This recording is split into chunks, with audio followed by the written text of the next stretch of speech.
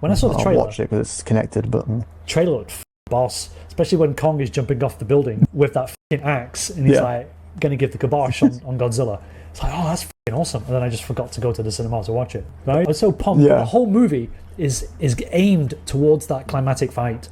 The first movies are not. They're just more adventure style, mystery style, or apocalyptic, like not War of the Worlds, Independence Day. Like what's happening? Yeah. You've got these little fights and then you've got the big fight. But whereas this, it's focused on the big fight because you've got the Mecha Godzilla as well to tie all the story threads together because Millie Bobby Brown has got stuff to do. Yeah. I think she was in that film because, like, obviously shit hot from Stranger Things. Just like, well, shove her in this Godzilla film. Right. But she has less to do in this movie. She just finds the podcaster and then accidentally gets shipped to Hong Kong. And then they're there just to throw the alcohol on the computer so that Mecha Godzilla cannot win. Just like quickly, because it's not connected at all, but are you going to watch -1? Like the Godzilla -1? I will, yeah. Because that looks like a more serious tone and completely like in the old style of like an original sort of Godzilla movie. Yes. They seem to have gone back to the roots and it's a different take on it, I think, obviously. Yes. I was annoyed that I didn't go to the cinema to watch it. It seemed to be in the cinema and then out and gone like in the blink of an eye. Because I was like, oh, it's gone already. Oh, damn.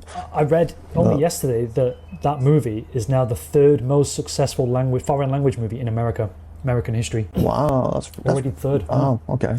People really want a good story, and I only hear great things about this movie. The budget and the characterizations. Yeah, I heard it was well received. Definitely, that's why I went to watch it because it was nothing but praise for it when it came out. Yeah. So. With the Kong versus Godzilla movie, you've seen it, right? Yes. Okay. If you watch this and then watch the first one, you can see a huge difference in how they treat the environment that everything is set in. Because people die, people get punished in the Gareth Edwards one. You can feel the loss of other people. But they have a fight on an aircraft carrier, which is cool because they both climb on the aircraft carrier and they're just like punching the shit out of each other. And then the aircraft carrier gets destroyed, but you don't see any clips of people like going, or there's no human death toll attached to it. That's why it's like a Transformers movie or a Marvel movie. Death is not an issue now. It's just the spectacle, whereas the earlier ones are all about the consequences and the death and the It's like every single movement that the monsters make has a consequence because they're just going through buildings and people and everything. Right.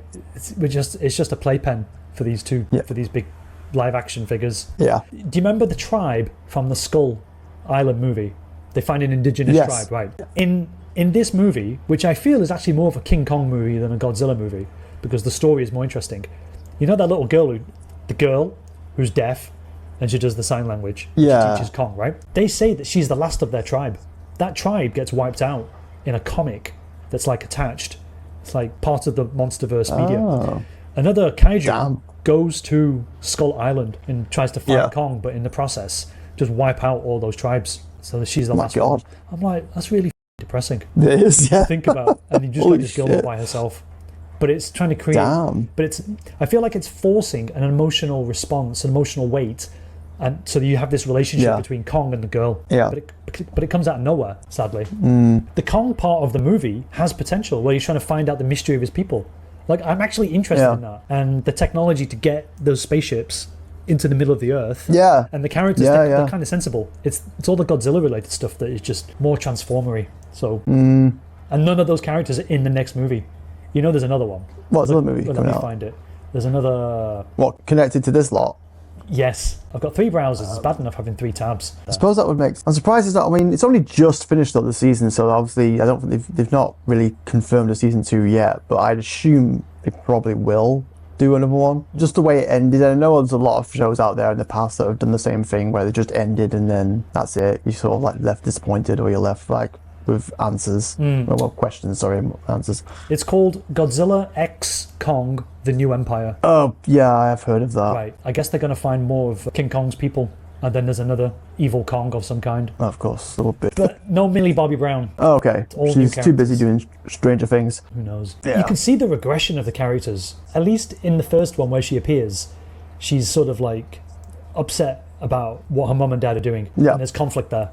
Like, which side should she go on, the dad or the mother? And then in this one, she just accidentally gets taken on a journey, and then at the end is reunited with her dad, who just happens to be in Hong Kong. Oh, yeah, and she's there by accident. That's it.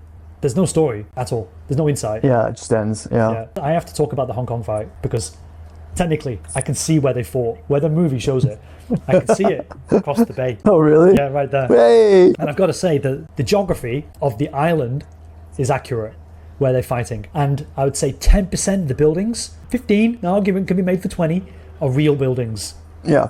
from the Hong Kong skyline. But the rest of them... Does that help when you're watching it? Does that do you have like a connection? Can you go, oh, can you relate to it a bit more? Does it feel a bit more Well, I know where they're fighting. tangible, a bit more connection? The thing is, some of the buildings have... I mean, just like in this setup now, you've got this blue neon outline for our video, right? Yeah. Okay, the movie says, oh, well, just because a couple of the buildings have these neon edges, that means every building has neon edges. And it's not like that.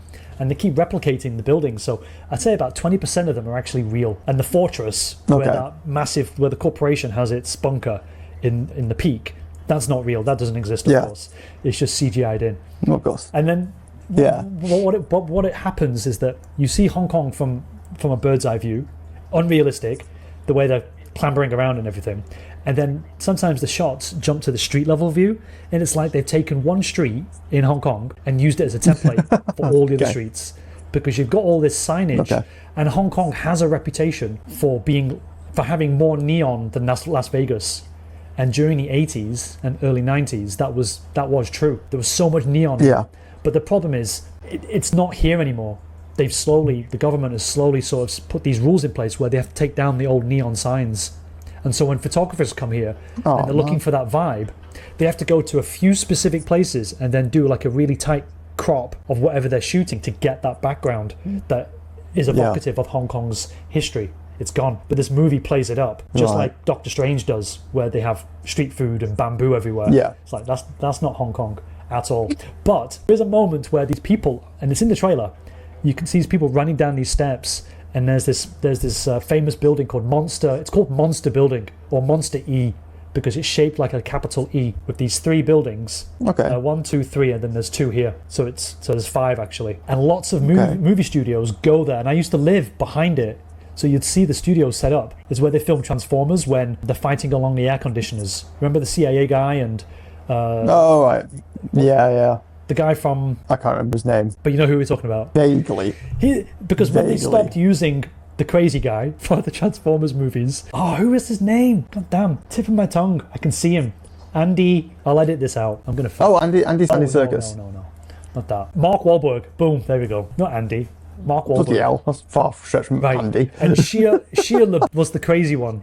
So they got rid of him and then replaced him for Mark Wahlberg. When Mark Wahlberg is fighting on the air conditioning units with the CIA guy, that's where they filmed it. And there's a scene in Godzilla movie where these people are running down as the building is collapsing. But that is not over there. It's over there. So they fucking up with the geography. It does my head in. I know how people... Only you would know that. Yeah, of course. Only you and everybody that lives there would know this. It's the same with It's Always Sunny in Philadelphia. There are people in Philadelphia who are like, but they've got the geography of the city wrong just to make the story work.